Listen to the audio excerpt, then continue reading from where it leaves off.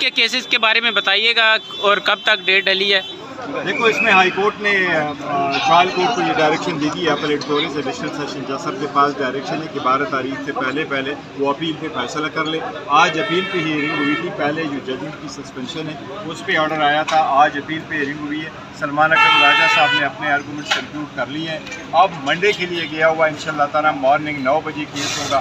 ہمیں امید ہے انشاءاللہ تعالیٰ یہ کیس کنکلوڈ ہوگا تو ہمیں انشاءاللہ تعالیٰ ریلیف ملے گی۔ یہ ہسٹری میں پہلی مرتبہ ایسا کوئی کیس آیا ہے جو کبھی آنا نہیں چاہیے تھا۔ یہ پولیٹیکل وکٹمائزیشن ہے، خان صاحب پہ پریشر ڈالنے کے لیے تھا، خان صاحب کو کمپرومائزنگ پوزیشن پہ لانے کے لیے تھا، لیکن الحمدللہ خان صاحب اسٹرانگ ہے، وہ کبھی کمپرومائزنگ پوزیشن پہ نہیں آئے رہے، وہ اس قوم کے لیے کڑے اور کڑے رہیں گے انشاءاللہ۔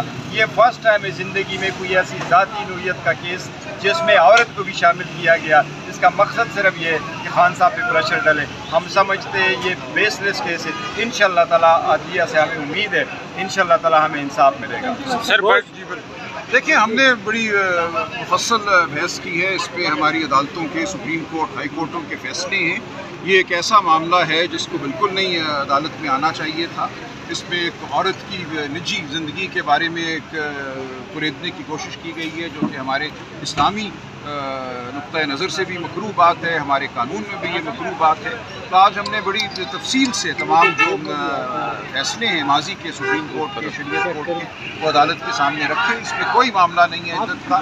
ہماری جو گواہی ہے، ہماری جو پوزیشن ہے، وہ اپریل 2017 میں طلاق ہو چکی تھی اور 1 جنوری 2018 کو دوسرا یہ نکاح ہوتا ہے۔ کسی صورت بھی اس نکاح میں کوئی سکم نہیں تھا اور یہ ایک من گھڑت کیس 1 سال کے بعد بنایا گیا خابر مانیکا کے ذریعے، اور اس کی وجہ جو ہے سب کے سامنے ظاہر ہے۔ گوہر صاحب نے جیسا کہ کہا کہ یہ ایک سیاسی حربہ ہے اور یہ سیاسی حربہ انشاءاللہ ناکام ہوگا۔